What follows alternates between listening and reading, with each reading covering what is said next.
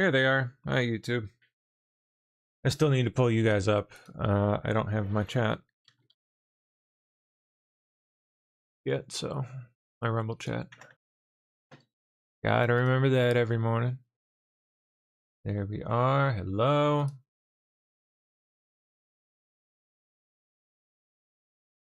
Good morning.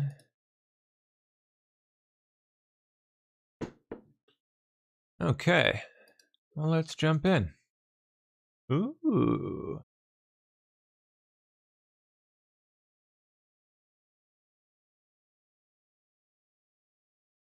I gotta get my sound shared here too.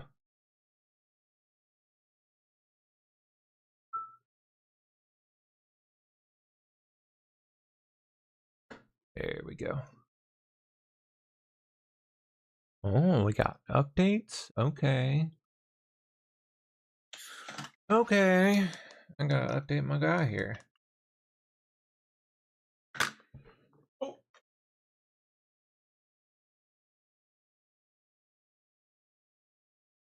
Oh, there we go. Let's see. What's the news got for us this? What did I tag since I last saw? Just Dom Luker continuing to crash out. Yeah, it's been hilarious. Gonna happen to a worse moron. So satisfying.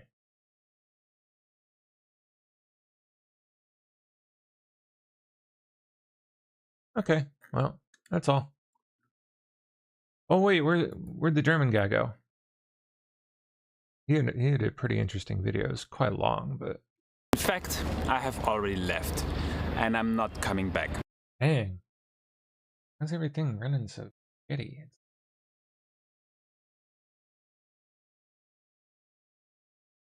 Ever. I mean, I will come back to visit, but not for living.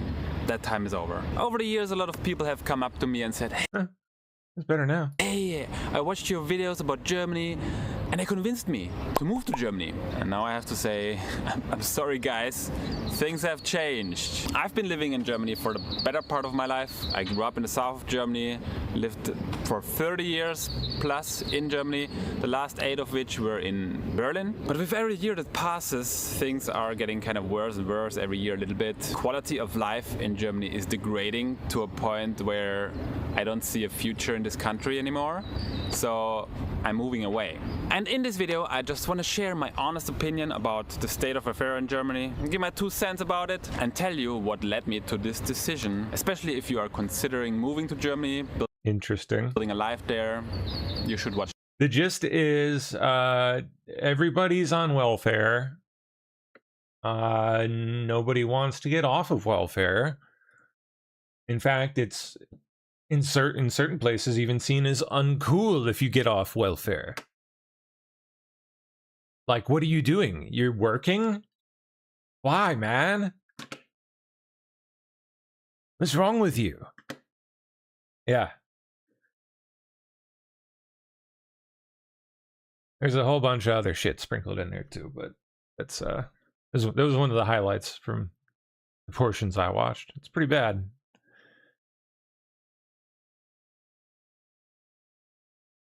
Okay, Steph is... Oh yeah, she's already at it this morning. Cool. Good morning, Steph. Hello. Oh yeah, we got plenty to look at. Very nice. I need some tea right now, please. Oh boy, that's hot. Okay. Trump officials may be encouraging banks to test Anthropic's Mythos model. Well, banks banks run on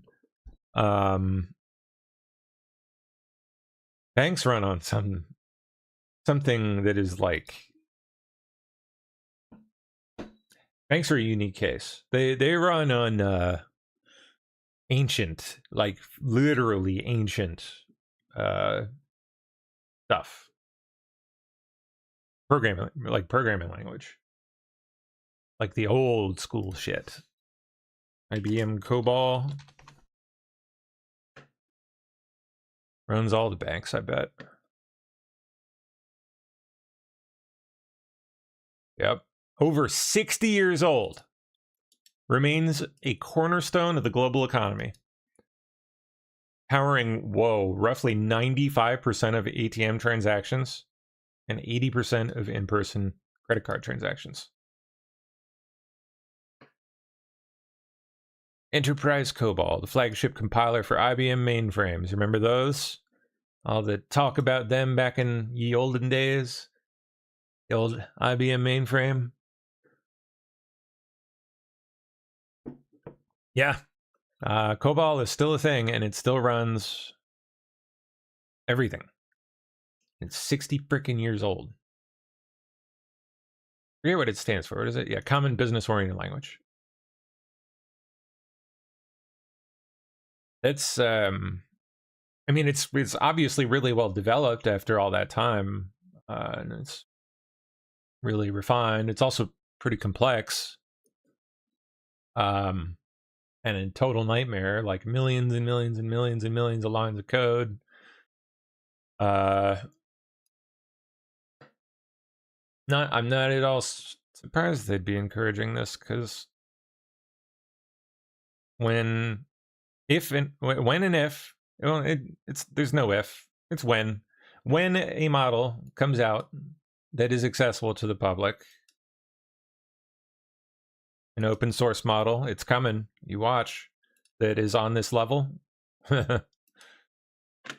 Like, if they don't shore up their shit, everyone's getting hacked. You, me, the whole bank, all the banks.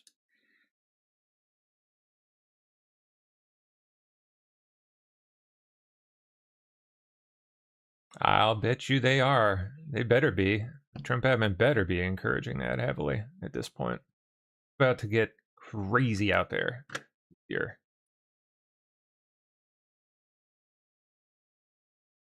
Scary stuff. Grab your popcorn though. Should be a fun ride. Should be an interesting watch at least. So, schedule for today. Okay. Signing time. Signing something in the Oval. Policy meeting. Oh, meeting with the King and Queen of the Netherlands. Have a din-din.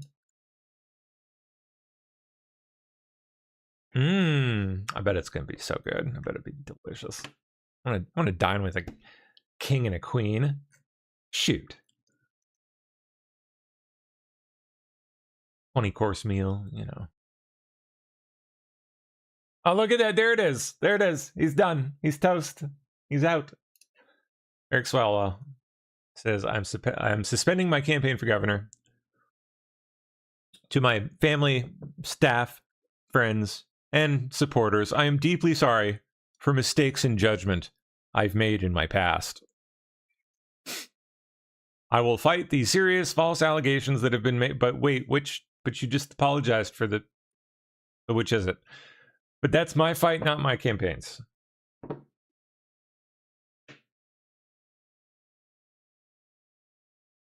Well, can't wait to see this one really start to play out. We're only, what, 24 hours in to Swalwell's complete and total crash out? Democratic Congressman Eric Swalwell dropping out of the California governor's race, and now some representatives say that they would support expelling him from the House should he refuse to step down. Yeah, it's completely inappropriate. I will be filing a motion to expel Eric Swalwell. It is unacceptable for him to just index his campaign for governor in California, but still sit in the House of Representatives. It is unacceptable. And frankly, I don't think that they deserve taxpayer dollar paychecks while they're going through all this. The 45-year-old Democrat has been accused of sexual misconduct By 4 women. Allegations include one former staffer who says Swalwell sexually assaulted her on 2 occasions. Swalwell has repeatedly denied these claims. Last night, he made this announcement on X, suspending his campaign, writing, "To my family, staff, friends, and supporters, I am deeply sorry for mistakes in judgment I've made in my past. I will fight these serious false allegations that have been made, but that is my fight, not a campaign's." Now, the Department of Homeland Security is investigating another case, whether Swalwell hired a Brazilian nanny illegally. Hiring a foreign national without the proper visa would violate immigration law, and the department says that it's looking into that case. Democratic. Yeah,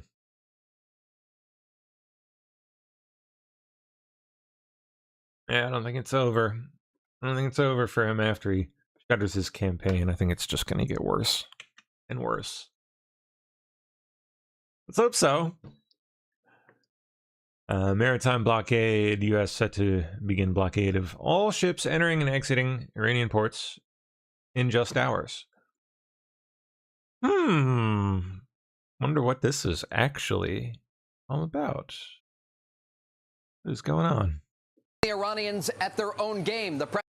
President Trump beating the Iranians at their own game. The president taking to Truth Social overnight, saying the United States to blockade ships entering or exiting Iranian ports on April 13th at 10 a.m. Eastern Time. Thank you for your attention to this matter. Now, the Strait of Hormuz remains a critical waterway, and the Iranian military today is warning that no Gulf ports will be safe if their own ports are threatened. U.S. Central Command giving some new details on the blockade, saying the blockade will be enforced impartially against vessels of all nations entering or departing Iranian ports and coastal areas, including all Iranian ports on the Arabian Gulf and Gulf of Oman. CENTCOM forces will not impede freedom of navigation for vessels transiting the Strait of Hormuz to and from non-Iranian ports.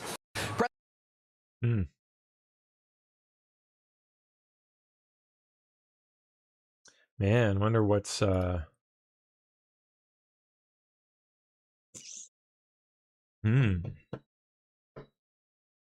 They looking for stuff coming in, going out, both.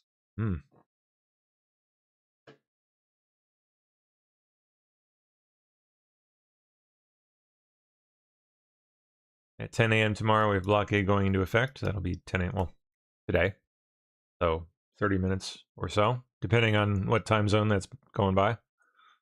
I would say it's holding well. Oh, no, it says Eastern, so. Their military is destroyed. Their whole Navy is underwater. You know that. 158 ships are gone. Their Navy's gone. Most of their mine droppers are gone. We have a lot of people, as you know, at 10 o'clock tomorrow, we have a blockade going into effect. That'll be 10 o'clock tomorrow. Other nations are working so that Iran will not be able to sell oil. And that will be very effective. But what we want to do is we want to, and again, we don't need it. What we notice and what we see and what I think is maybe my idea, maybe not, I don't know. But there are many boats heading toward our country to fill up with oil and then go and take it. So they're not going to go through the Hormuz Strait. And ultimately that'll be corrected. But in the meantime, they're using us. We have more oil because of drill, baby, drill. We have more oil than Russia and Saudi Arabia put together. So if you look at Russia and Saudi Arabia, 2 big ones, we have much more oil than they have put together. And what's happening is boats are coming over here, filling up. We don't have to go through the Hormuz.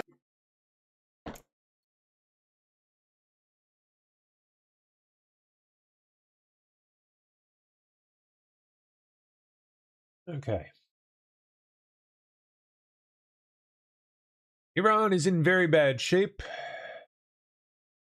Here. I think Iran is in very bad shape. I think they're very desperate. We had a meeting that lasted 21 hours. We understand the situation better than anybody, and Iran's in very bad shape. And just so you understand, Iran will not have a nuclear weapon. Will not have. There is no way that they're going to get. They still want it, and they made that clear the other night.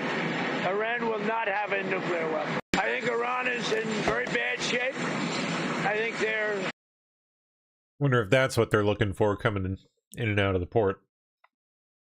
Or the strait.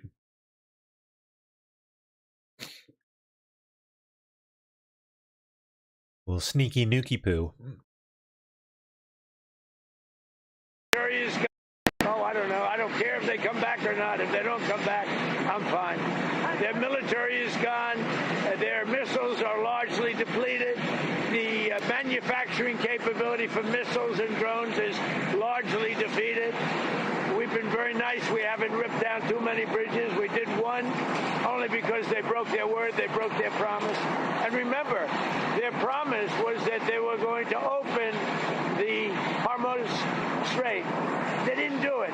They lied. Oh, I don't know. I don't care if they come back or not. If they don't come back. On the 2 airmen rescued from Iran. Give us an update, Mr. President, on the 2 pilots. Are they in good condition? Have you spoken in order families? They are in very good shape, and we're very proud of them, the 2 pilots. Yeah. Give us an update, Mr. President, on the 2 pilots. Are they in good condition? Have you... Pope Leo. Crime, I guess. I don't think he's doing a very good job. He likes crime, I guess. He hit us. Think of it. He's worried about fear. What about the fear when the ministers and the priests and all of those great people that were arrested during COVID, and in many cases they're outside 10 feet apart and they were arrested. So we don't like it. We don't like a pope that's going to say that it's okay to have a nuclear weapon. We don't want a pope that says crime is okay in our cities. I don't like it. I'm not a big fan of Pope Leo. He's a very liberal person, and he's a man that doesn't believe in stopping crime.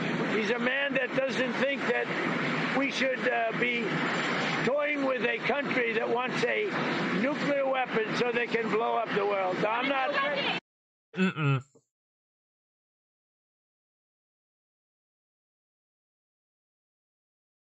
Okay. Disappointed in NATO. Well, they're coming up. They're going to be coming up. But I'm very disappointed in NATO. They didn't do that. They weren't there for us.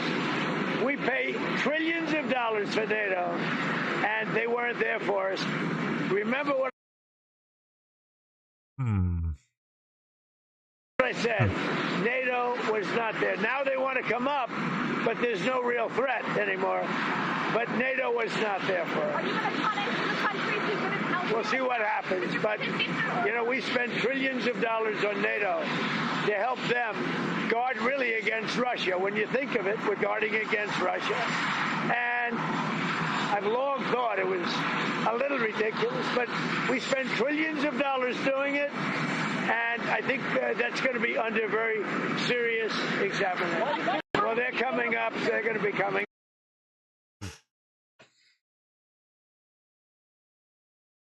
Ursula von der Leyen says the Middle East crisis has made clear the only lasting way out of fossil fuel dependency is to modernize by shifting to green energy. So what we are seeing in the Middle East is not some distant crisis, but in a world in which everything is connected, the effects are direct and they are immediate. And this is, as I said, the second fossil fuel crisis in just a few years. There's one thing that all these events make clear. We are paying a very high price for our overdependency on fossil fuels. And the grim reality for our continent is fossil fuel energy will remain the most expensive options in the years to come. But on the other hand, we also have assets. Europe has assets. We have the electricity that is produced in Europe from renewables and from nuclear. And therefore, our strategy to decarbonize has not only been confirmed in the last years, but is growing in importance day by day. And our objective is very clear. We need to scale up the homegrown, affordable, reliable energy. This is the wide range of different renewables we have, but it is also, of course, the nuclear, because they give us independence, predictability, and energy security. And the only lasting way out of the fossil dependency is to modernize, to modernize by shifting electricity generation to renewables and nuclear, and then, of course, by electrifying the economy as rapidly as possible.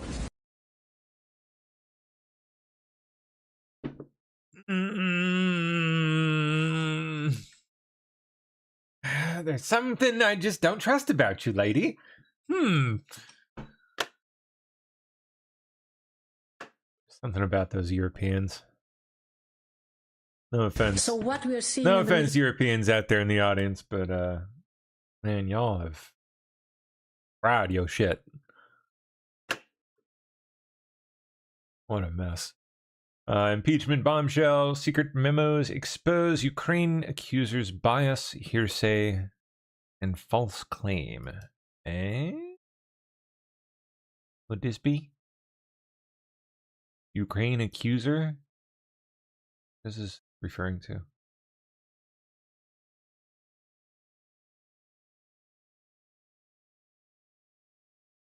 The CIA analyst who prompted the 2019 Ukraine-focused impeachment against Trump. Aha.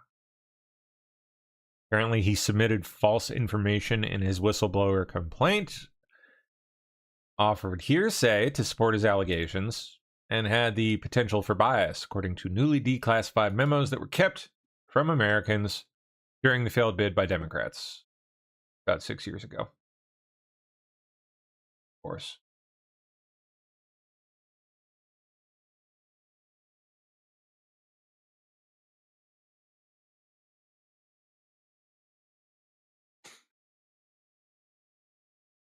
So has this person been identified at all yet? I'm assuming not, because they're not named up there. Just the CIA analyst.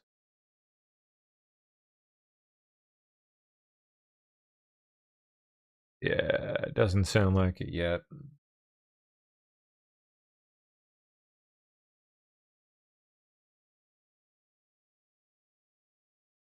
Hungarian Prime Minister Viktor Orban has conceded in Hungary's parliamentary election.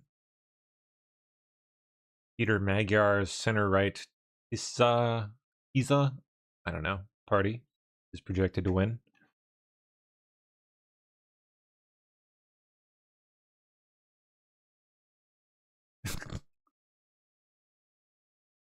Is this a serious post? Are these people like this exist? Thank God the dictator was voted out.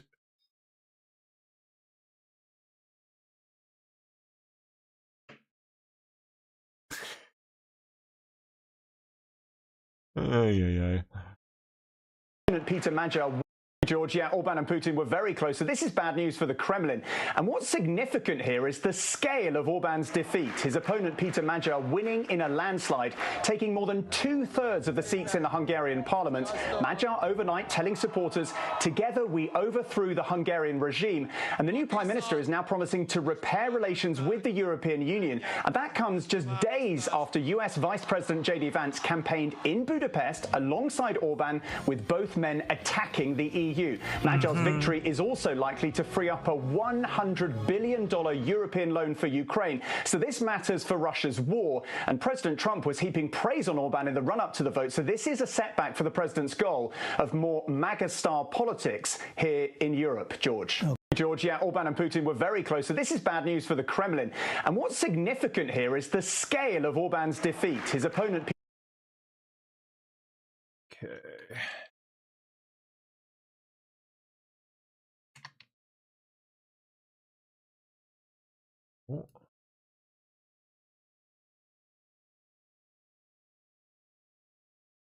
Oh, there we go. Oh, look at that, Alex Soros. People of Hungary have taken back their country. A resounding rejection of entrenched corruption and foreign interference. Yeah, pretty sure you can read that as the Soros organization has just toppled Hungary and taken over their government. Yeah. Oh, back to von der Leyen. Reacts to Hungary's election results, so I bet she's over frickin' joyed. Hello, Jorge Liboreiro And with she is. Euronews. I need to ask you, of course, about the events last night in Hungary. Viktor Orban has been defeated after 16 years of uninterrupted power. Peter Magyar, the winner, is promising to restore relations between Brussels and Budapest. What are your expectations for Peter Magyar? Do you expect him, for instance, to carry out the reforms to release the frozen funds? Do you expect him to put an end to the Russian influence inside Hungary? And do you expect him to abide by the agreement on the 90 billion loan for Ukraine without making it conditional on the Druzhba pipeline? Thank you. So I would like to say that today Europe is Hungarian without any question. The people of Hungary have spoken and they have reclaimed their European path. It is a victory for fundamental freedoms. And I really want to say to the Hungarian people, you've done it again, against all odds, like you did in 1956, when you courageously stood up, like you did it in 1989, when you were the first to cut the barbed wire that was dividing our continent.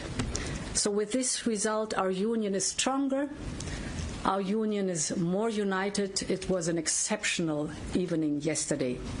Of course, we will start working with the government as soon as possible on the topics you mentioned and much more to make a swift and overdue progress to the benefit of the Hungarian people.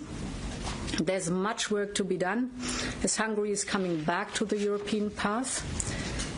But I think we should also look at the lessons learned inside the European Union. For example, I think moving to...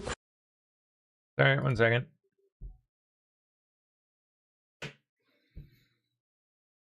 Very rude. Pop out is opening up there. I need on this window. You guys don't see stuff you're not supposed to see. Personal info and such. Okay. Try that again. Qualified majority voting in foreign policy is an important way to avoid systematic blockages as we've seen in the past. And we should use the momentum now really to move forward on that topic. But today, of course, is a day to celebrate. So there it is. I want to recall what I once said in a speech to the Hungarian people. We are one family. Your story is our story. Your future is our future. And we will walk with you every step of the way.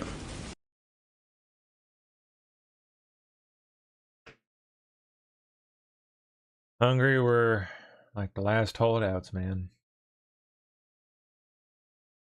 Shame. U.S. to blockade ships entering or exiting Iranian ports. 10 a.m. Eastern Time. Thank you for your attention to this matter, Trump says. Specific vessels over the weekend. Here's what we know. We've been tracking 3 specific vessels over the weekend as these 3 have actually gone inbound or were headed inbound from the Gulf of Oman into the Persian Gulf over the weekend. And as things then stalled and as news flow then trickled through, 2 of the 3 actually made a U-turn. 1 actually went all the way through. Now, of the 2 that did stop and make a U-turn and did a holding pattern going into the Strait of Hormuz, 1 actually, the last couple of hours, then managed to go through. So you do see those 2, of course, here on your screens. The one other is here. Okay, what time is it now? 10:12 in the morning here in Hong Kong. So in less than 12 hours from now, we understand, based on what the U.S. military says, that they will conduct a blockade of the Strait of Hormuz. And the reason that's important, 2 things, is because that blockade, according to the statement coming through out of the U.S. Central Command, will be enforced impartially against vessels of all nations or departing Iranian ports and coastal areas. In other words, what your signal is, what your destination, who the owner is, will likely not matter to the U.S. Navy. The reason that is important, too, is also one of the conditions of the ceasefire is how will Iran then respond if, in fact, we do get that blockade, right? Because if they respond and see that as an act of war, that then might constitute the end of this very fragile ceasefire that started last week. Here's what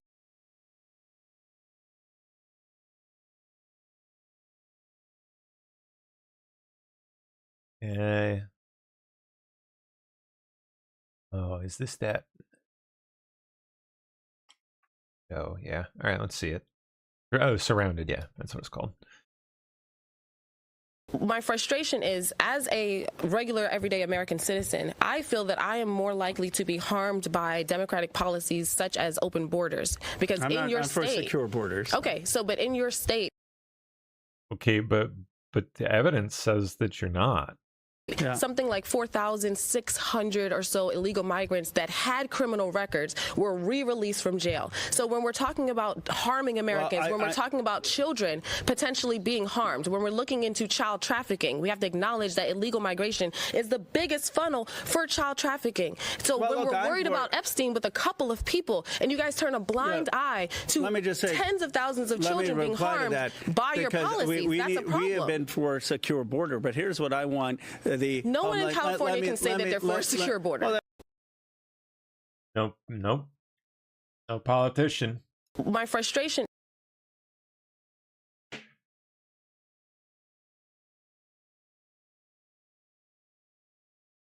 That show just struck gold, man.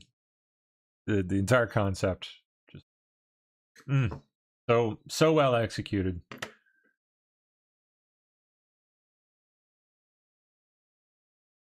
Okay, Starmer says the UK's best interests are in a stronger, closer relationship with Europe. As ministers look at introducing a bill to align the UK closer to EU single market rules. Kiss your sovereignty goodbye. Or whatever remains of it, the last few scraps that you still have. Bye-bye. Oh, sorry, I forgot the last part of that. The bill also contains powers to introduce further changes later without a vote. You know, because that would just inconvenience you, of course. And really, this is all for your sake.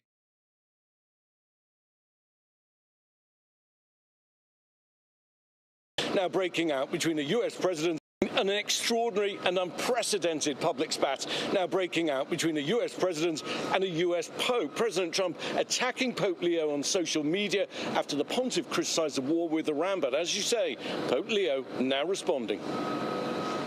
Overnight, President Trump lashing out at Pope Leo on Truth Social, calling the first American Pope weak and a loser, saying, I don't want a Pope who thinks it's okay for Iran to have a nuclear weapon, and I don't want a Pope who criticizes the President of the United States. I'm not a fan of Pope Leo. The Pope is on his third and longest trip since the start of his papacy, traveling to 4 countries in Africa. This morning, on the papal flight to Algiers, the Pope responding to the President. I have no fear. Neither the Trump administration nor speaking out loudly about the message of the gospel. And that's what I believe I am called to do, what the church is called to do. And the Pope adding, I do not look at my role as being political or politician. I don't want to get into a debate with him. Well, although past US presidents have had their differences with the Vatican before, often at times of war, these have normally been handled diplomatically.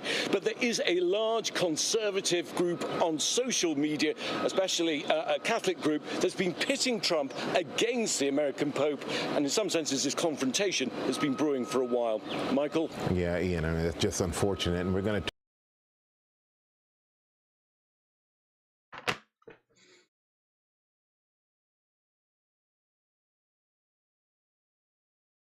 Man.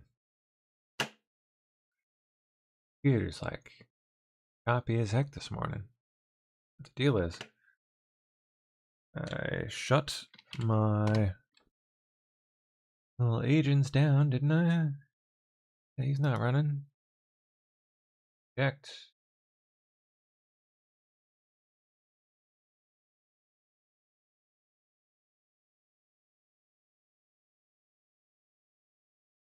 And what's causing it to run so dang slow? Task manager.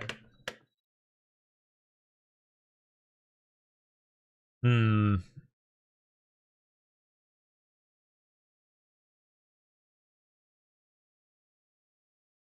I don't see anything there. That should be slowing things down. Weird.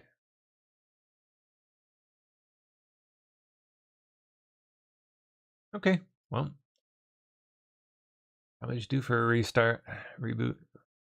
Let's do Stephen Miller here.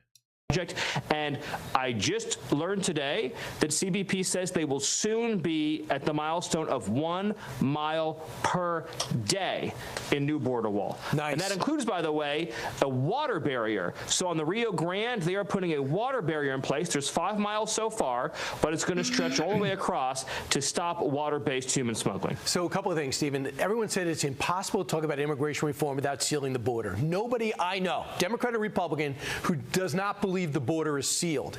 Leads some to say, like farmers and meat packers, what about some of the illegals here that are helping my company? Which led Mike Lowell, a Republican in a battleground district, to roll out the Dignity Act. Here's a little of it. It says if you've been here more than 5 years, so not the people that came under Joe Biden's disastrous administration, but the people who have been in this country more than 5 years, 10, 15, 20 years, whose children and grandchildren may in fact be American citizens, they would qualify if they have not committed a crime. They pay back taxes. They pay a fine. They have a job, and they do not collect government benefits. They would qualify for a legal status, not citizenship. So a little about what he mentioned, but here's some of the facts with the Dignity Act. Where do you stand with it, Stephen? Well, you know that this administration opposes amnesty.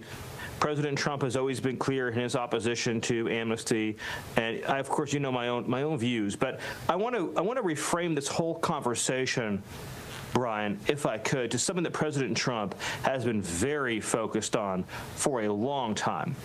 And that's about having the kind of immigration to this country that makes us stronger, not weaker. I think this conversation gets siloed too often when we have to look at the whole picture. You know, you saw the recent tragic case where an illegal alien from Haiti bludgeoned a woman to death in broad daylight with a hammer, smashing her skull in, one hammer blow after another.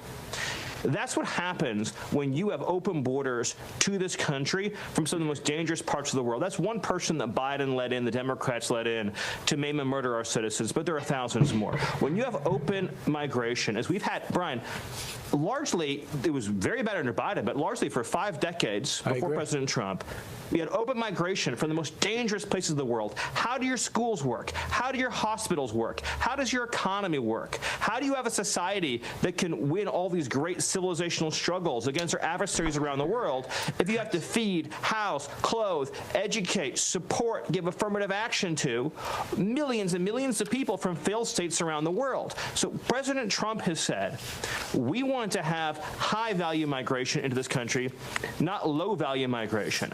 And we have to deal with the fact that we have millions of people here who are on welfare, who are not contributing, who commit a lot of crime, who consume a lot of public resources, and it's in the best interest of this country for those people to be humanely returned home. That's the big conversation. And so this old Washington conversation about amnesty is missing the whole point. The real conversation is, how do we have an immigration policy that makes America stronger and more unified, not weaker and more divided? So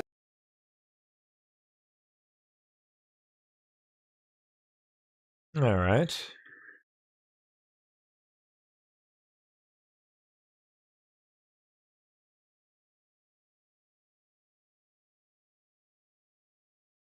Huh.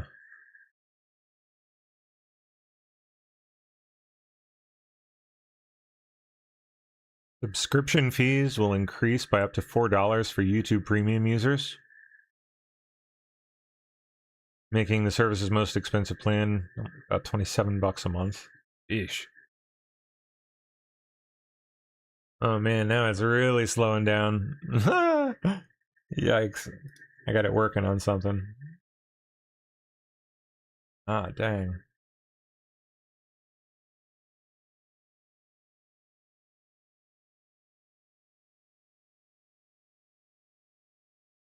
That's no good. Just testing a new model. Here. Thing's running way too slow though. I don't know if it's because there's something wrong with my computer and I need to restart it, or the model's just Too big for my computer or what? Not sure. Man, that is running slow as heck, though. All right. Well, that's at least a little better. Where were we? Katie Vance just confirmed it in Pakistan. We just could not get to a situation where the Iranians were willing to accept our terms.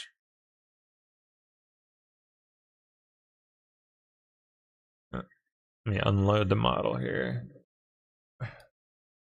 Free up some RAM. Okay. The Iranian frozen assets come up, and did you reach any conclusions on those frozen assets? We talked about all those issues, Jen, and we talked about a number of issues beyond that. And so certainly those things came up. But again, we just could not get to a situation where the Iranians were willing to accept our terms. I think that we were quite flexible. We were quite accommodating. The president told us, you need to come here in good faith and make your best effort to get a deal.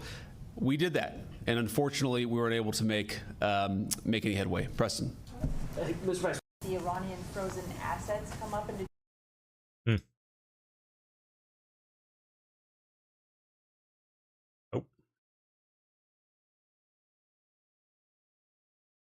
Oh, nice. Colorado K-9 finds missing girl in 12 minutes flat. Welcome back. A Colorado sheriff's K-9 named Rex, helping track down a missing 7-year-old girl in just 12 minutes. He got a sniff of her shoes, picked up the scent, and went to work. Rex, here. Hey, come here, come here. You're okay, sweetie. Aww. She would like to pet Rex. Aww. And K-9 Rex, guys, is a triple threat. He's trained in detecting explosives, tracking, and therapy, a rare mix. K-9 Rex joins us now with his handler, Deputy John Gray of the Arapahoe County Sheriff's Office. Welcome and congratulations to you both heroes. Talk to us about what that was like for Rex's first mission. It was super exciting to watch Rex. You know, we train every day, and for his training to play out and for us to be able to have good teamwork on scene between Rex and the other officers, you know, to get a child home safely was really impactful. Deputy, what struck me in part about watching this unfold is how he goes from locating the missing young girl to providing her nurturing, to comforting her in that moment because he's trained in. Pups are the best, aren't they? Oh, dogs are cute. All right. In response to the Dignidad Amnesty Act pushed by some Republicans, Trump White House official Stephen Miller pushed back hard. My own views, but Stephen. Well, Dignidad. You know that this administration opposes amnesty. President Trump has always been clear in his opposition to amnesty, and I, of course, you know my own views. But I want to reframe this whole conversation, Brian, if I could, to something that President Trump has been very focused on for a long time, and that's about having the kind of immigration to this country that makes us stronger, not weaker. I think this conversation gets siloed too often when we have to look at the whole picture. You know, you saw the recent tragic case where an illegal alien from Haiti bludgeoned a woman to death in broad daylight with a hammer, smashing her skull in one hammer blow after another. That's what happens when you have open borders to this country from some of the most dangerous parts of the world. That's one person that Biden let in, the Democrats let in, to maim and murder our citizens, but there are thousands more. When you have open migration, as we've had, Brian, largely, it was very bad under Biden, but largely for 5 decades before President Trump, we had open migration from the most dangerous places of the world. How do your schools work? How do your hospitals work? How does your economy work? How do you have a society that can win all these great civilizational struggles against our adversaries around the world if you have to feed, house, clothe, educate, support, give affirmative action to millions and millions of people from failed states around the world? So President Trump has said, we want to have high-value migration into this country, not low-value migration. And we have to deal with the fact that we have millions of people here who are on welfare, who are not contributing, who commit a lot of crime, who consume a lot of public resources, and it's in the best interest of this country for those people to be humanely returned home. That's the big conversation. Gotcha. And so this old Washington conversation about amnesty is missing the whole point. The real conversation is, how do we have an immigration policy that makes America stronger and more unified, not weaker and more divided? So, we covered UK regulators rushing to assess risks of latest Anthropic AI model.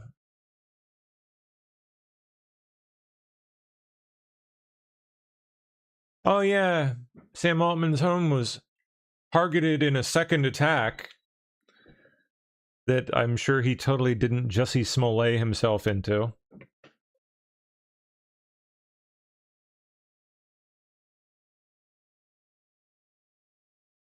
Cops make 2 arrests, huh? Shots were fired. Retards. Amanda Tom and Muhammad Tariq Hussein.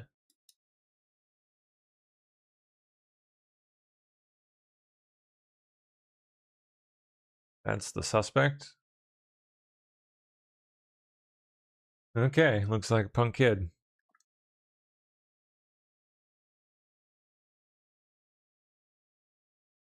Yeah. Meta Platforms is expected to surpass Google to become the world's leading digital advertising business. Whoa. Zuck has been cooking behind the scenes, I guess, quietly. Dude. Creepy Robo-Zuck.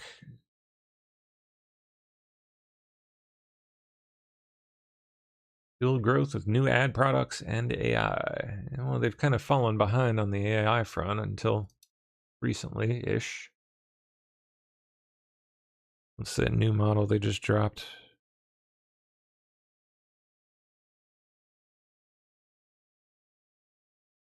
No, what is the name of it?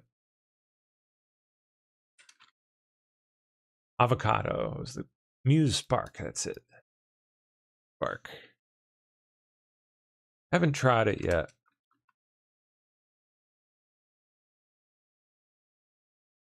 Mostly because it's supposed to suck at coding, which is what interests me more than anything else. But it's supposed to be pretty good for certain other things, medical field.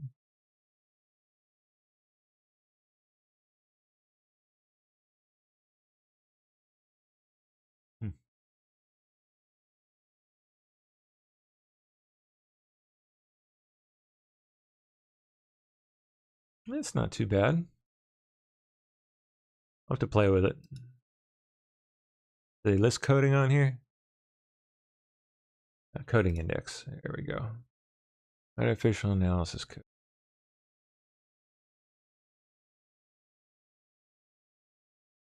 Oh.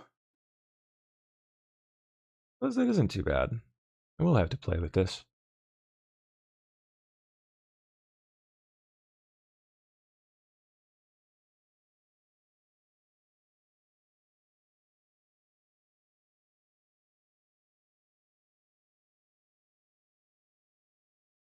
Interesting. Okay. Sorry, nerding out. Nerding out. Of course, this is the company pitch here, so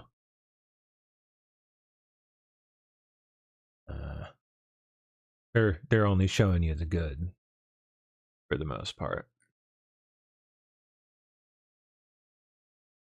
Have to wait and see how people react to it, how it performs.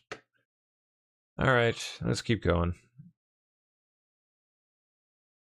CBS News. Is your phone listening to? Yes, duh. How is this even a question in 2026? What? Oh my gosh. Oh my gosh.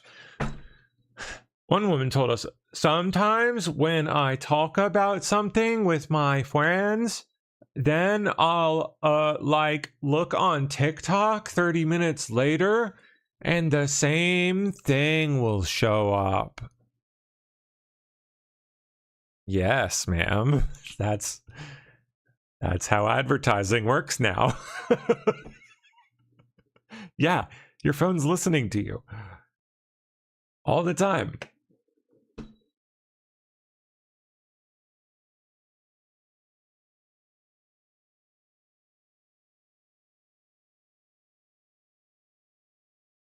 And not only is it listening to you, it's thinking about you. Well, I mean, not your phone, but all the advertising companies that are pulling all the data from your phone. They're inferring things about you.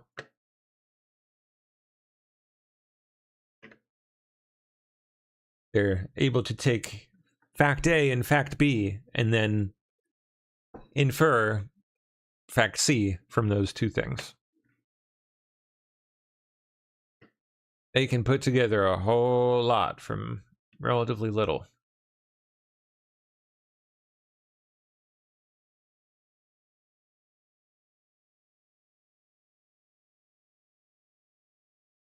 Watch a former green card holder convicted of statutory rape comply with a judge's order and self-deport to the Philippines. Bye-bye. Good morning, my name is Brian Acuna. I'm the acting field office director in the ICE New Orleans field office. We're here at the Louis Armstrong Airport in New Orleans, Louisiana. What's going to happen is we're doing a departure verification. We have a gentleman who's an alien with a final order of removal. He's actually a convicted sex offender. There had been a federal court litigation order requiring his release, and we took care of that. We had let the judge know that the removal order was still in place and that this removal would still need to happen. The other side made the arrangements for this gentleman to get on a plane and go back to his country, and we're here to enforce that departure. We're going to be going inside and meeting this individual. There could be some other folks with him, and our staff are going to make sure that this person gets on the plane, and other folks at DHS are going to help us out and ensure that this individual gets on the plane and departs back to his country. When there's a final order of removal in a case, we never quit and we never give up until the alien is lawfully removed from the United States, and that's what's going to happen today. Through the agents are going to come over. Bon voyage. Have a nice trip. Welcome back. Remember Liam Ramos, the little boy in the blue hat? Oh, see. 5-year-old migrant child pictured in ICE custody in Minneapolis wearing a sky blue bunny hat. ICE said that they tried to give Liam to his mother, but she refused to open the front door, leaving them no choice but to detain him. The liberal media turned him and his family into a cause celeb, evidence of the Trump administration's limitless cruelty, especially after Liam and his father were taken to an ICE detention center. A judge ordered them released on the grounds that they had a pending asylum case, but this asylum case was fraudulent, something an immigration court found in March and ordered the family immediately deported to their home country of Ecuador. And in a recent interview, Liam's mother admitted that they were economic migrants. Sí, mi niño all are. Fue a la puerta y me golpeó la puerta porque yo estaba adentro. Wow, look at this one. What A la puerta even is that on her face? Like, y me what?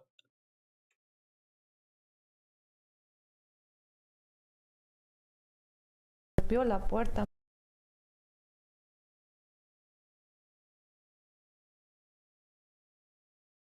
Porque yo estaba adentro. You were scared about being detained. I don't know. ICE was using Liam as bait? Can't tell if it's a growth or Sí. like a little decorative sticker or a. Yes, you do. Sí. What Last night's dinner? was the most difficult moment for you during that entire process? Lo más difícil es que no podía hacer nada. Porque no venimos de este país de hacer daño. Venimos a darles el futuro mejor a ellos. Of course, I understand.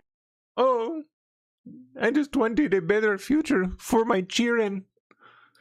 Why somebody would try to falsify their way into a country with a higher standard of living so they can give their children a better future. It's still fraud. Yeah, you gotta go. Bye. Liberals demand that we have compassion for the people coming here illegally. Yep, nope. I mean, yeah, but nope, not that much. And demanding the right to stay. But where is the compassion for working class Americans who have to Bingo. to compete with them for jobs, whose taxpayer dollars go to subsidizing their free health care, whose children have that much less attention from their teachers in public schools? Liam's parents are economic migrants who broke the law and lied to come here, and they need to go home. Yep.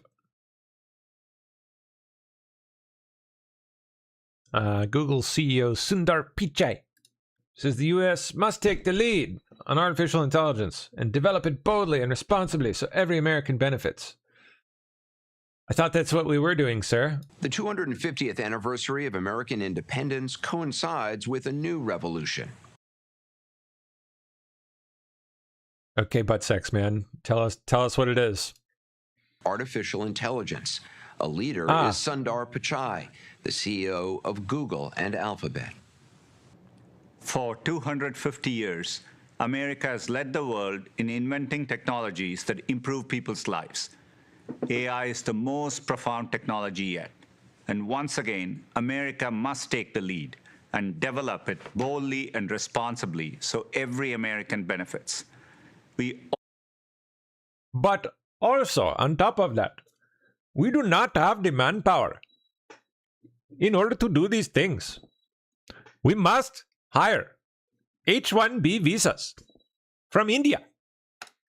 Already see glimmers of how AI can help, be it researchers working to discover life-saving cures, teachers customizing lesson plans to help students learn, or firefighters tracking wildfires with greater precision. Many examples are more personal. My dad is a retired engineer in his 80s. I'll never forget the awe on his face during his first ride in a safe, self-driving car on the streets of San Francisco. It was magical. Of course, with any technology, there are challenges to work through, from investing in workforce training and putting the right regulations in place. I like to invest. Still, I'm optimistic. Not because I believe in technology, but because I believe in people and the sheer power of American ingenuity. The last minute of 60 Minutes is sponsored by United Healthcare. Coverage you can count on for.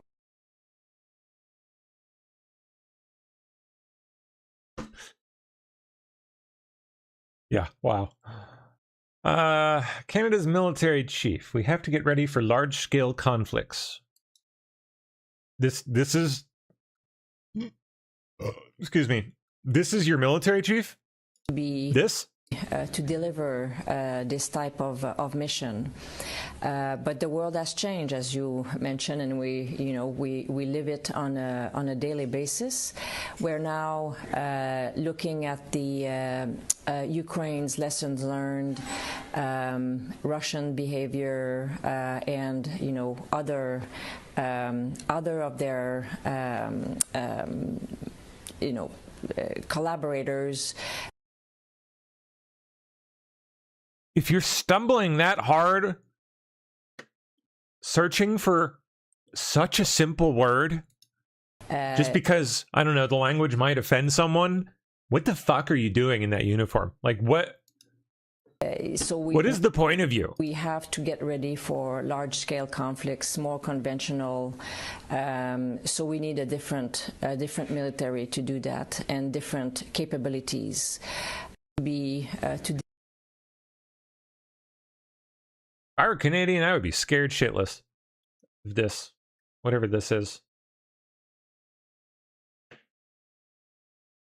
Because, I mean, if you get into one of those conflicts she's talking about, y'all are going to topple like that.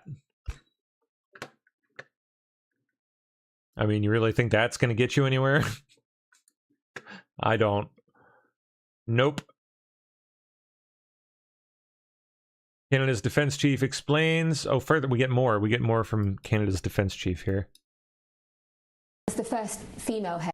Oh, thankfully, because the military removed systemic barriers, pardon. She was able to become the first woman in the role because that matters. Head of the Canadian Armed Forces. Like, how did you manage to break that glass ceiling? And the glass ceiling. Oh yes, national security glass ceiling. What are the main challenges you've encountered on the way? So I think I'm here today because Canada decided to remove systemic barriers in our military 40 years ago. So that is the benefit that I have now to have the privilege to serve in this position. It's privilege, huh? Whoa. Because I had access to the various positions that allowed for promotion and progress in the CAF.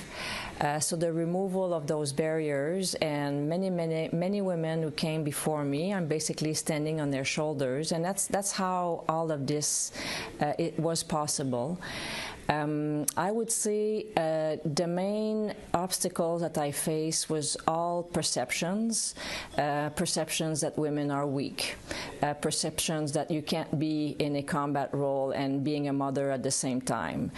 So those are the type of barriers that are more stereotypes than actually what the reality is, the reality of combat, the reality of serving in the military, in combat roles. So that's the main obstacle I would say I faced. And what's it like being in a room when you are the only woman, the only female military chief? How do people deal with you, or is it not even a talking point? Are you really even asking that right now? Like, for real? How seriously?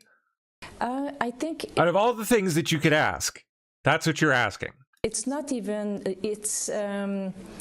Like, I'm in my 40th year of service, so it's not as if I was a new person parachuted into this group. We've kind of all grown together in those various. No wonder you guys are so lost up there. Circles. So what a mess. We kind of know each other over a long period of time. So that also helps when you come in with your group of colleagues. So that's been part of the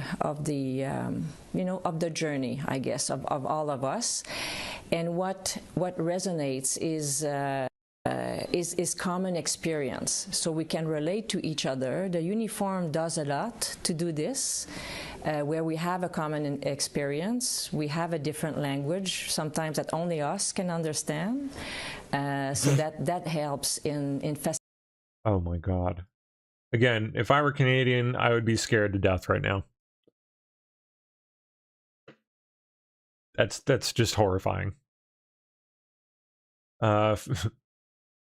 Former Canadian Prime Minister Justin Trudeau spotted attending Coachella with his girlfriend, Katy Perry, pointy titty lady.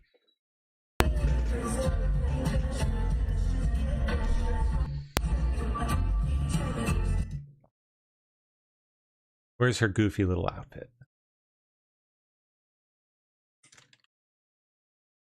Ah, there she is. Good old Katy Perry with her pointy tatas.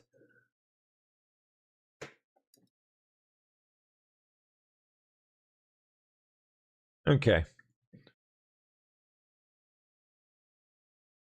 He's a weirdo, man. Total weirdo. Like creepy, weird. Occult, weird. Ugh. Minnesota Star Tribune ran a giant puff piece on the this guy Chris Otrushko, the guy who went full psycho and assaulted what's her name, Savannah Hernandez in Minnesota. The editor and CEO of Minnesota's largest paper is also a former Tim Walz appointee. Here they are running cover for this guy, I guess. Yep. Oh, he's just a suburban dad. Oh, gee.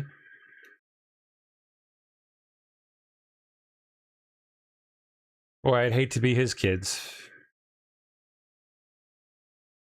Guarantee you there's abuse in there somewhere. Look at those eyes.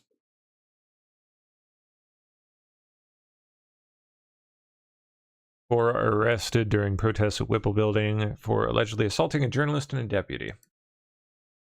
Doesn't stop. It must be this incident with Savannah. Kash Patel's launched a federal criminal investigation into the assault.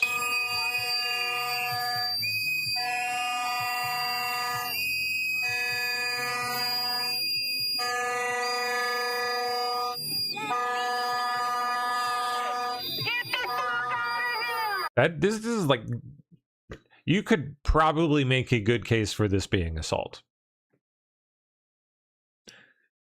Those noise levels reach enough to like cause long-term serious hearing damage, which I'll bet you they do. It's almost like that's what they're going for.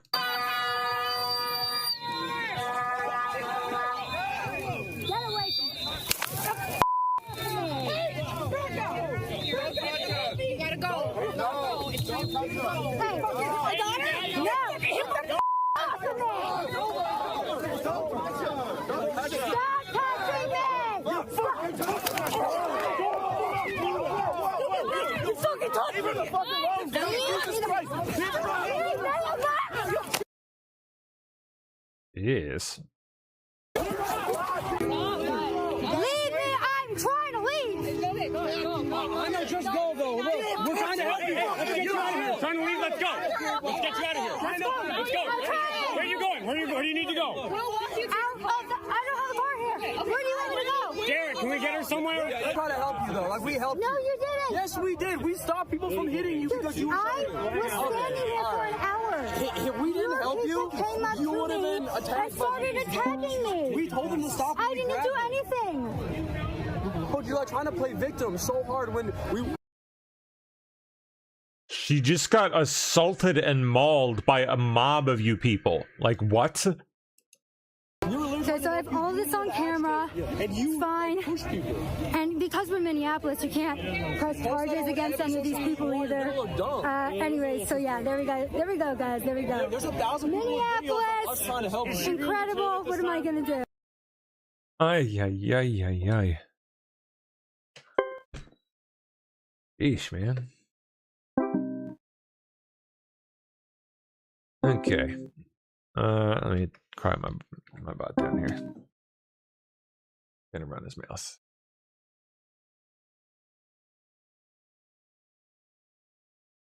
Okay.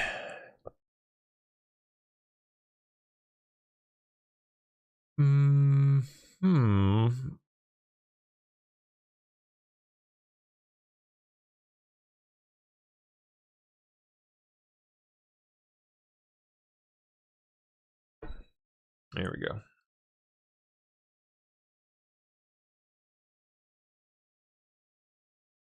Okay, all good. He's piped down now. Where did we leave off here? We did that. There. Vance.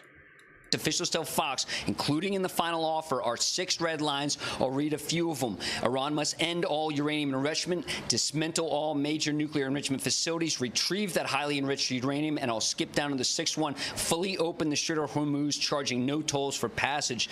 Now, Pakistan mediated the talks, guys, but make no mistake, Pakistan is not Switzerland. Last year, they signed a major defense pact with Saudi Arabia, and over the weekend, Pakistan deployed forces to Saudi Arabia. Why? Should Iran launch more attacks against Saudi Arabia, it will initiate that pact. Could be a response from Pakistan. So once again, countries in the region are upping the ante and want to see a deal made between the United States and Iran, guys. Officials tell Fox, including in the final offer, are 6 red lines.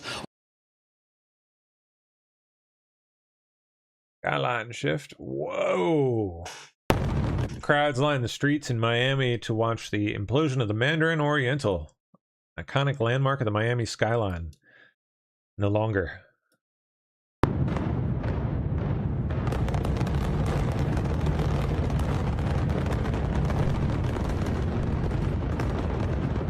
Boy, I remember that thing, man.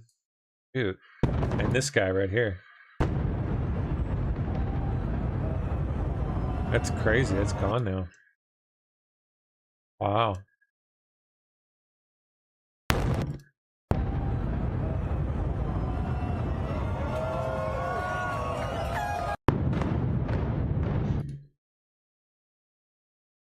Make way for a new hotel and residential building.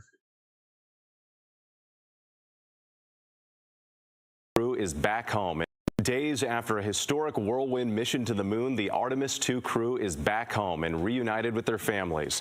The crew getting a standing ovation on Saturday at their first joint appearance in Houston, and well wishes from around the world. And tonight, what we're learning about Artemis III, set to launch next year. Here's ABC's Jacqueline Lee. Tonight, the Artemis II crew welcomed back to Earth with standing ovations and emotional reunions with their loved ones. Pilot Victor Glover Jr.'s daughter Maya posting this tribute video on social media, captioned, "Welcome back, Dad. Welcome back, crew." And Commander Reed Weissman sharing this photo with his two daughters, Ellie and Katie, and the caption, "Mission complete." The four astronauts speaking out for the first time since that textbook splashdown off the coast of Southern California, reflecting on their nearly 700,000-mile journey around the moon. No one down here is ever going to know what the four of us just went through, and it was the most special thing that will ever happen in my life. And tonight, NASA looking ahead to Artemis III, set to launch in 2027. NASA Administrator Jared Isaacman announcing a big change in late February. The mission of Artemis III is to stay in Earth's orbit. We will endeavor to rendezvous in low Earth orbit with one or both of our lunar landers, test out integrated operations between Orion and the landers. The crew of Artemis III will test capabilities between the Orion spacecraft and the private commercial spacecraft needed to land astronauts on the moon, part of NASA's ambitious plan for Artemis IV. This was a test flight to study things like the effects of microgravity and space radiation and tight physical spaces on these astronauts for a long period. And they collected data on all of that that's going to affect how they plan out these future Artemis missions. Artemis IV set to launch in 2028. I mean, that doesn't look too bad. What? How many days round trip was it? Not even 10? I could do it. That's nothing.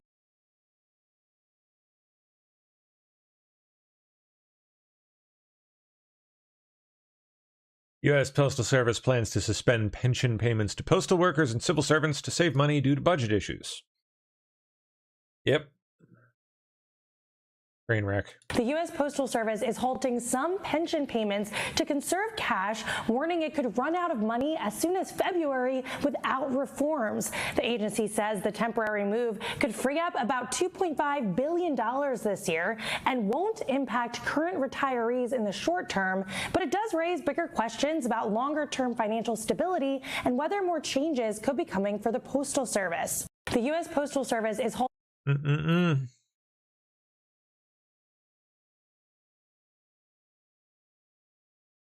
Yep, Congress set to return to the Hill today after a 2-week recess.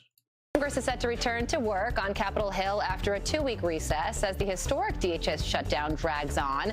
The GOP will be looking to gain ground on a potential DHS deal, which has now gone for nearly 2 months without funding after lawmakers failed to come to an agreement before leaving for break. Meanwhile, Democrats are planning to put forward a war powers resolution this week over President Trump's actions regarding Operation Epic Fury. Congress is set to return to work on. Oh, Sundar Pichai again. Have surprises. Sort of test case. It was really interesting. But, you know, the way I internalize these moments is if you're in consumer. I'm sorry, once more in English, like non-indified English. What did you say? Huh? It was really interesting. But, you know, the way I internalize these moments is if you're in consumer. The way I internalize these moments, did he say? Internet, you're going to have surprises. We were at Google, internalize these moments is if you're in consumer internet, you're going to have surprises. Yeah. We were at Google when Elad and I mean, there was something called Google Video Search.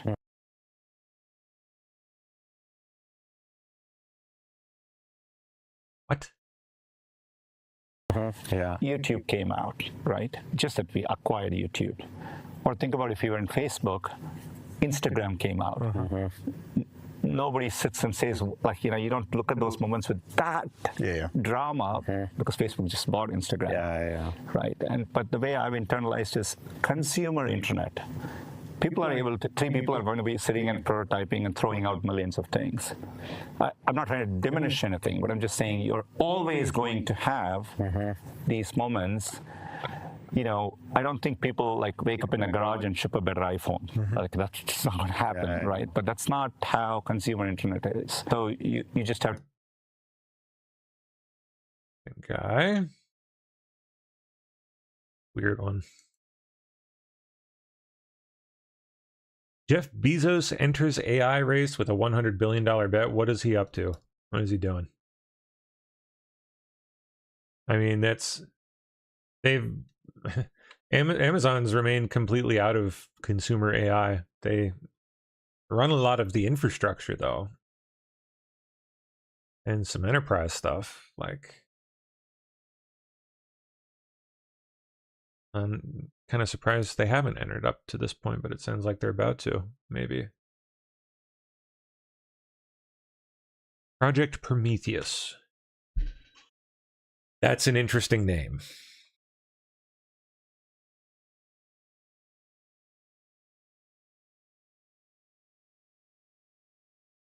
What's he up to? Raising up to $100 billion. Pulled Bezos out of semi-retirement. Will serve as the company's co-chief alongside Vic Bajaj, former head of Google's life sciences division. Business named after the Greek hero who stole fire from the gods. Yeah. Knowledge. So he could give it to man.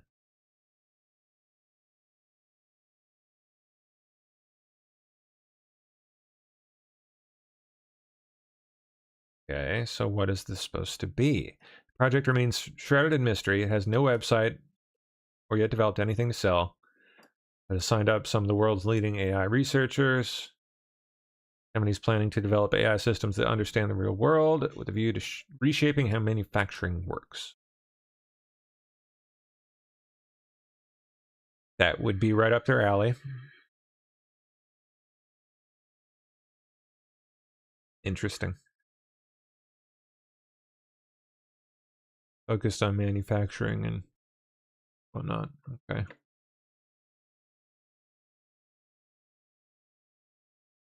Roblox introduces kids and select accounts for age-appropriate access to games and chat. Bullshit. I don't buy it.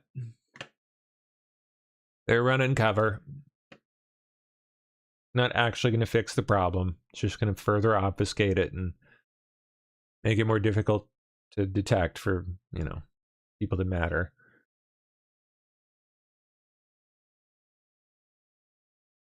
Hildebeest still blaming Russia for losing her election. Still. On what should Americans take away from the fact that Donald Trump and Vladimir Putin had an alliance together to help elect Viktor Orban, that Hungary's foreign minister was talking to Russia's foreign minister, Sergei Lavrov, and basically acting as his agent. You had Viktor Orban telling Vladimir Putin, I'll be like the mouse taking the thorn out of the lion's paw. What is it? What is it between Vladimir Putin, Donald Trump, and everyone around them that made them go all in so hard for Viktor Orban? Well, I think you really sort of summed it up, Joe, because what we have here is this really unholy alliance among autocrats and wannabe autocrats. And, Viktor Orban morphed from an anti-communist, anti-Russian young student leader in Hungary into a toady for, Vladimir Putin. And, this isn't the first toady election that Putin interfered in, as I know very well, and it won't be the last. But this was a resounding defeat for Putin. And what it should tell us is that given the chance, people will not tolerate the kind of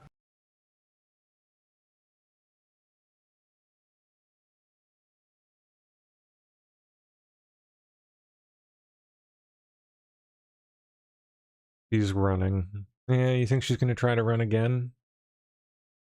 Bet she will.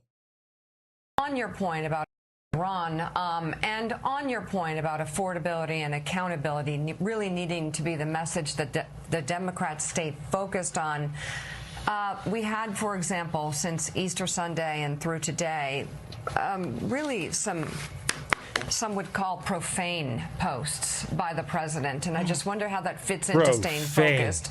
Obscene. Easter Sunday message, the president threatening to decimate a civilization, and then just, I think, overnight posting himself as Jesus. Does reaction to that fit into the message, and what is your reaction? Absolutely. I mean, we need to hold leaders accountable for what they say as well as what they do, because that's rich, isn't it?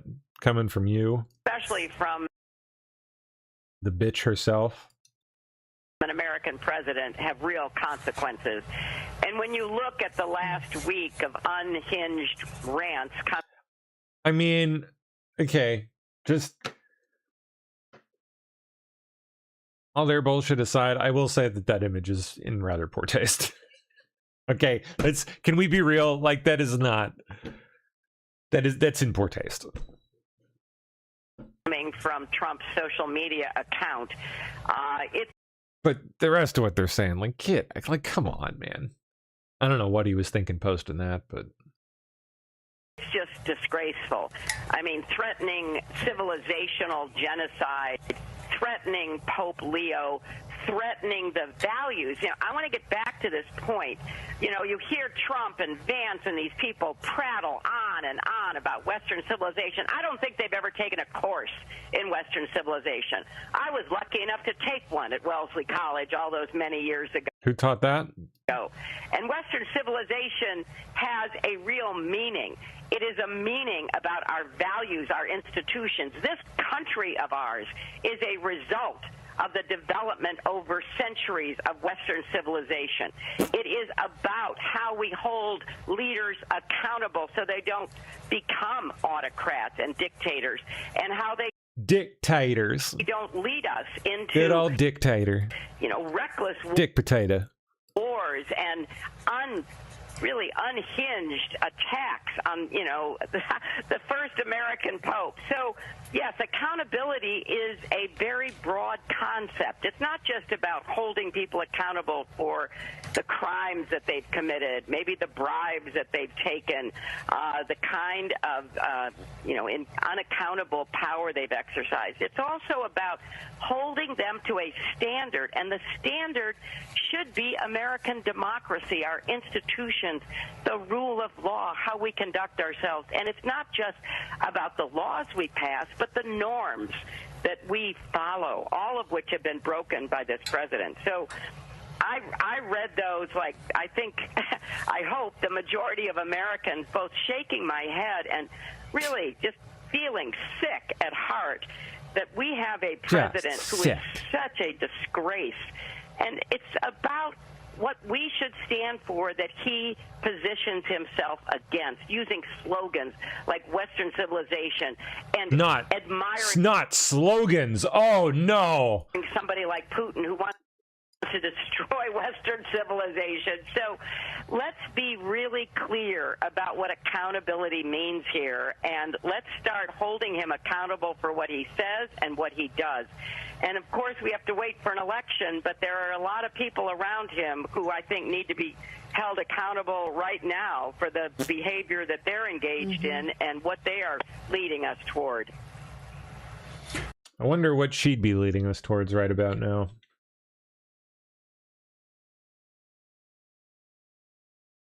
I promise you it wouldn't be pretty. Outside an elementary school. Okay, City of Los Angeles cleaned up a homeless encampment, and just 2 hours later, it was back. That fast. Prostitution, violence, and drug use right outside an elementary school.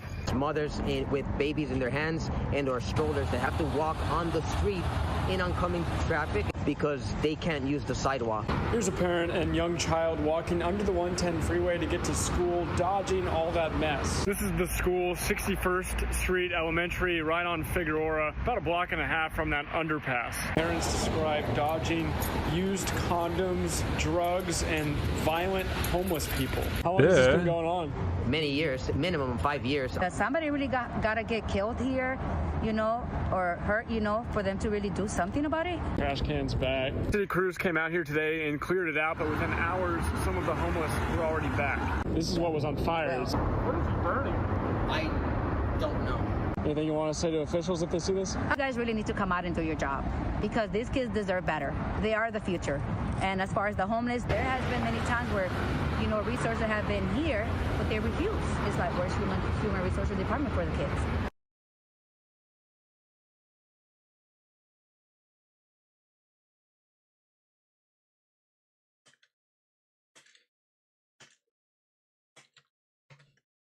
Okay.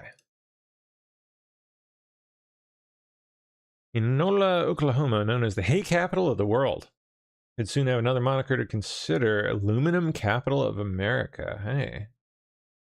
Breaking ground on a facility that would more than double the entirety of U.S. smelting capacity. Not bad.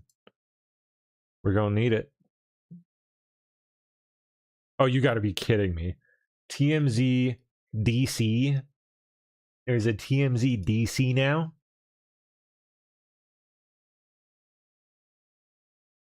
Oh my gosh.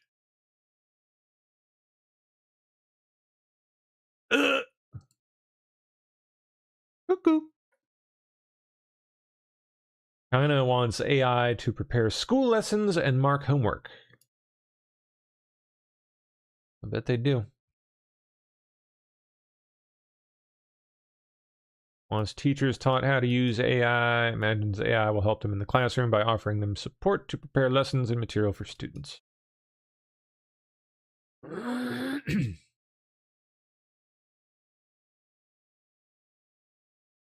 Yep. AI is using so much energy that computing firepower is running out. Yeah, it's getting really bad. And it's going to get a lot worse. Oh, did Dario admit it finally? Their models are being, like, nerfed, turned retarded, because they don't have the computing power to keep up with it.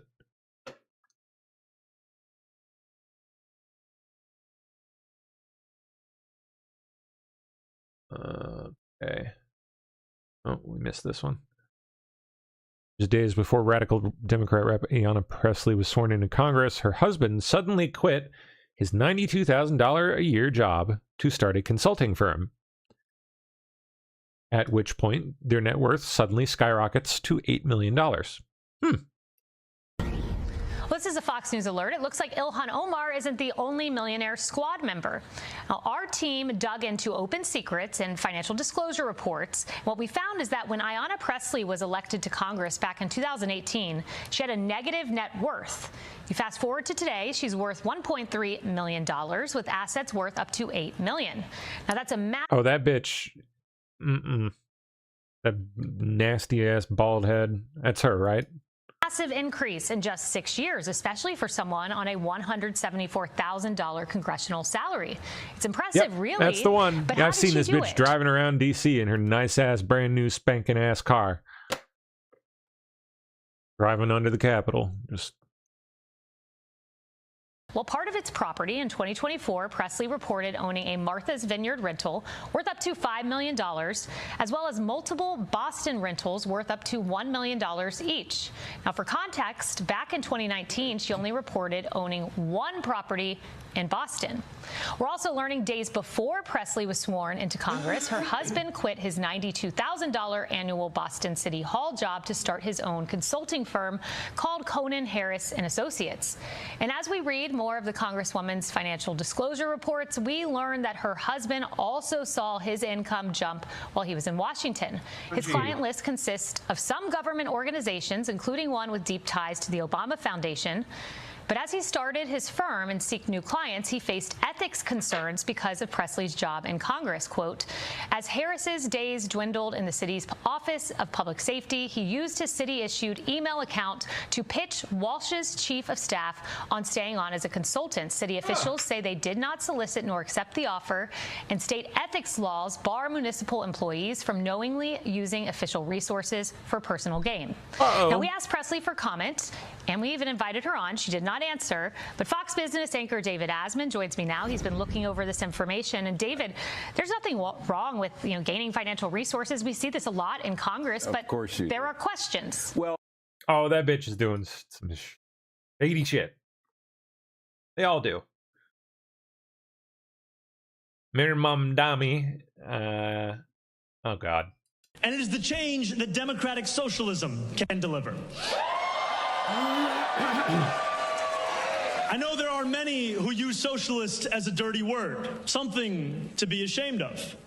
They can try all they want, but we will not be ashamed of using government to fight for the many, not simply the few.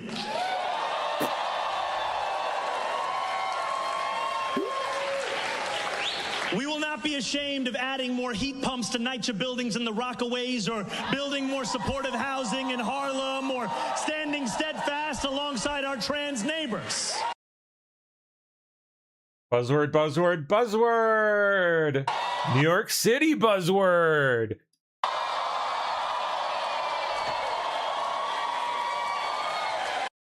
Like me, please! We will not be ashamed of investing in youth mental health clinics, or working to close Rikers, or fighting for immigrants targeted by ICE.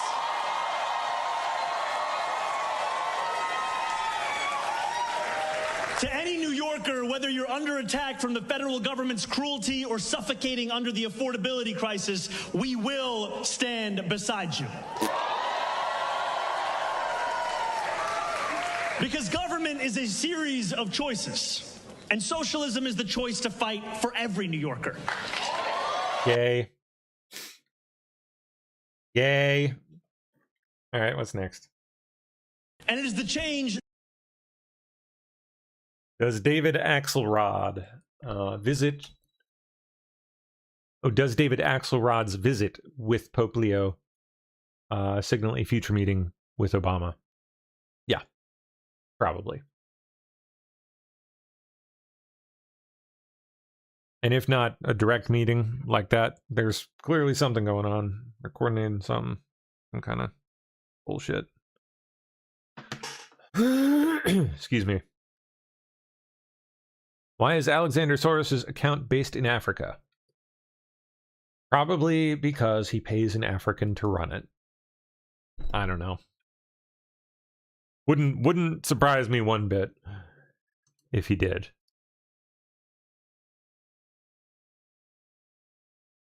Billionaire kicks Swalwell out of mansion, wants $1 million in donations back following rape allegations. Which billionaire was footing the bill for Swalwell? Stephen Klubik. What a name. The billionaire and former California governor hopeful who dropped out of the race to fund Swalwell's gubernatorial campaign. Oops, man, imagine how he must feel right now. Has kicked the congressman out of his mansion and reportedly wants his $1 million in donations back. While Klubik called Swalwell his little brother. Oh boy, okay, you know what? This guy knew. There's no way he didn't know. If you're like that with Swalwell, apparently, I mean, come on. Sounds like this behavior was not exactly, like, secretive with him.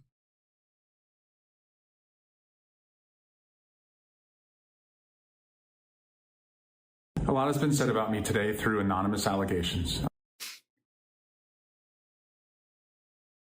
A lot more is going to be said, buddy. Just you wait.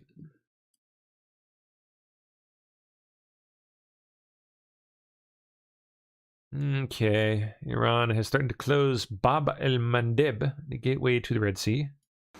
in response to the U.S. blockade. Absolutely. We're talking about Bab al-Mandab, which is a different area where the Iranians could use their proxy, the Houthis in Yemen, to try to block off international shipping. And they have threatened to do this if there is a blockade on their ports near the Strait of Hormuz. Now, we saw in the past the Houthis getting directly involved in this conflict. And Brian, you and I have talked about this. It's a major concern that the Iranians may try to use one of their largest proxies, the Houthis, to launch missiles or drones at vessels in the Red Sea.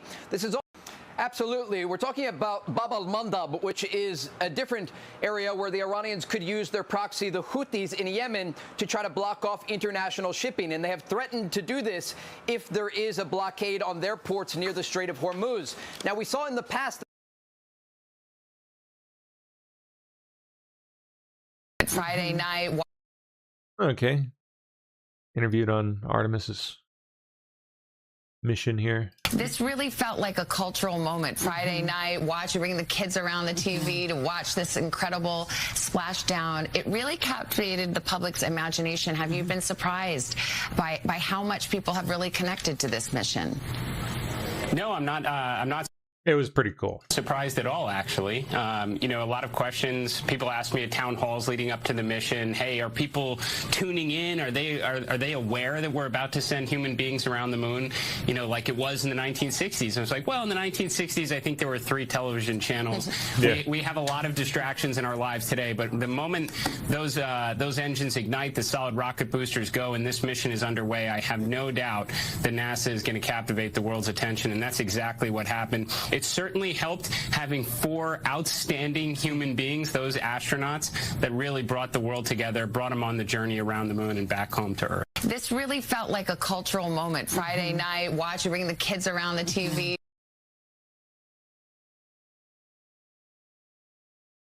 Which is incredibly important, right?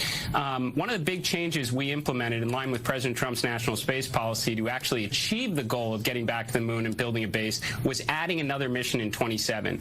I mean, for as clean as this mission was, it's almost unthinkable to imagine we would go around the moon in Artemis 2, celebrate this moment, and then wait 3 more years before we actually attempt to land on it. So there's improvements to the vehicle, there's improvements to the procedures, there's improvements to training. We're going to roll that into 2027 with Artemis 4. That's the show goes on. I'm sorry, Artemis 3, and then Artemis 4 in 2028. We're going to take what we learned from 3 and bring those astronauts to the surface of the moon. We also learned a lot about the vehicle, which is incredibly important, right?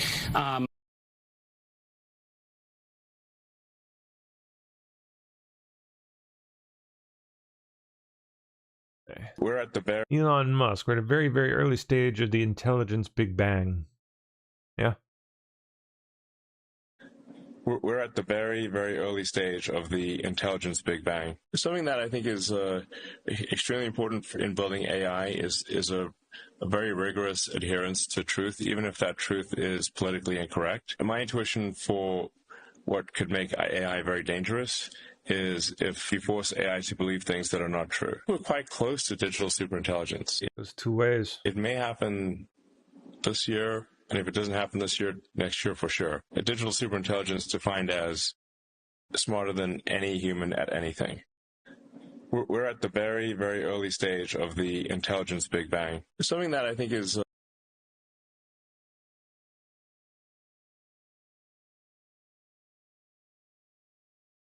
Pope Leo arrives in Algeria, beginning 10-day tour of 4 countries in Africa.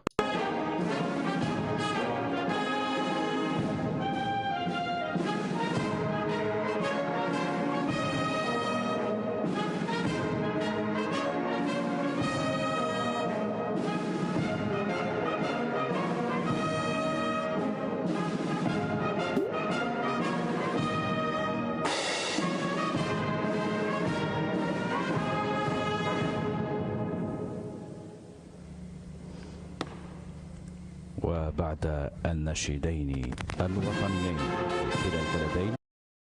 Okay. Oh, new records. Atkinson transcripts. Oh, okay. First Trump indictment, whistleblower motive. Whistleblower met with Democrats on the House Intelligence Committee, then led by Schiff, before reporting his allegations to the Intelligence Community Inspector General. Huh.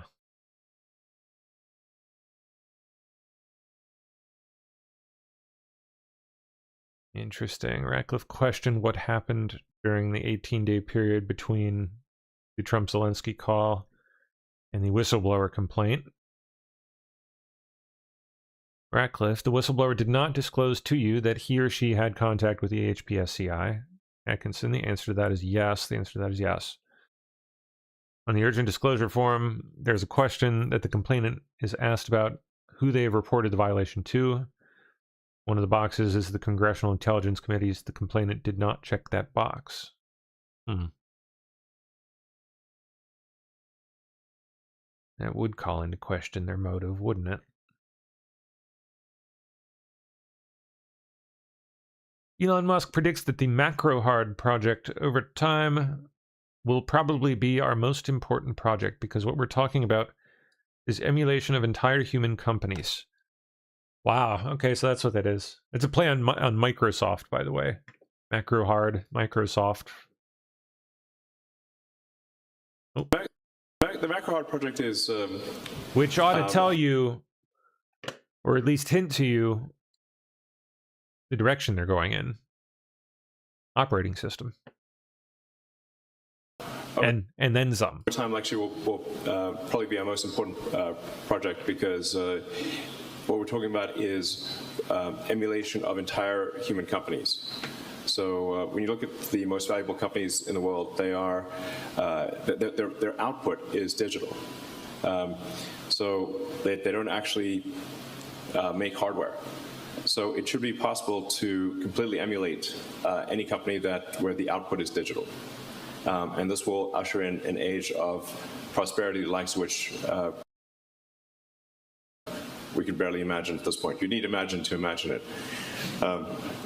So this is a big deal, and this is why the words macro hard are painted on the roof of the training cluster, because that's what it's going to build.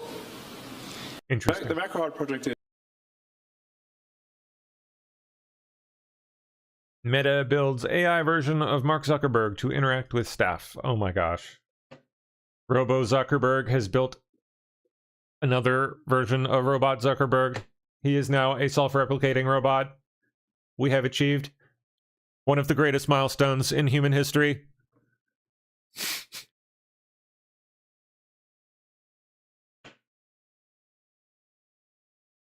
Fake Ledger app on Apple Store wipes out entire BTC holdings? What? Fake Ledger Live app on Apple's Mac Store just wiped out a user's life savings? Oops. That's going to get a lot more common.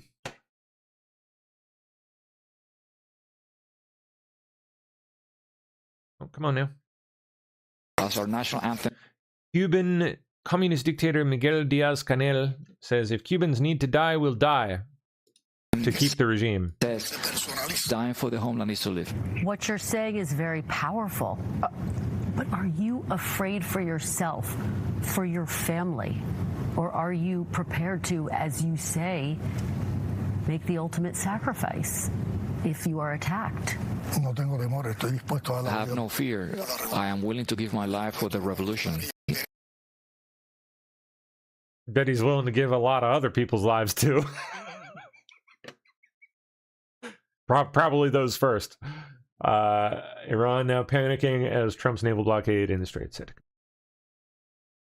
Seizure by U.S. forces. Iran's Islamic Revolutionary Guard Corps reacting, quote, contrary to the false claims of certain enemy officials, the Strait of Hormuz is open for the passage of non-military vessels under smart control and management in accordance with specific regulations.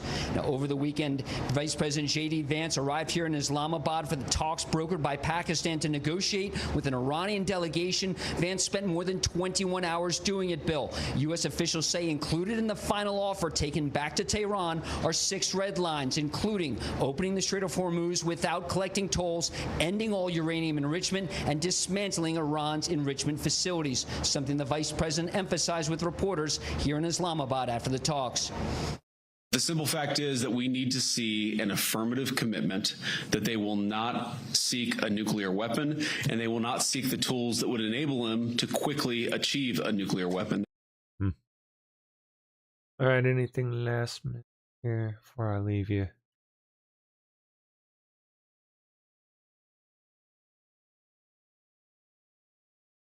Whoa, nice. Trump bodyguards now armed with massive anti-drone guns. And, like EMP cannon. Look at that thing. You know, that's probably one of the ones that shoot the nets. Come on over here. Is she in good shape or what?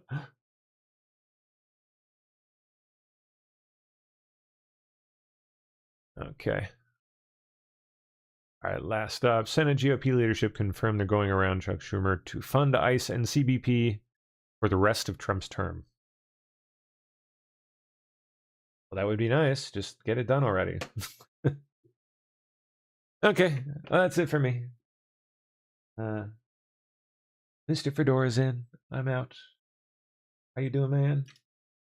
Yep, What's up? I'm here.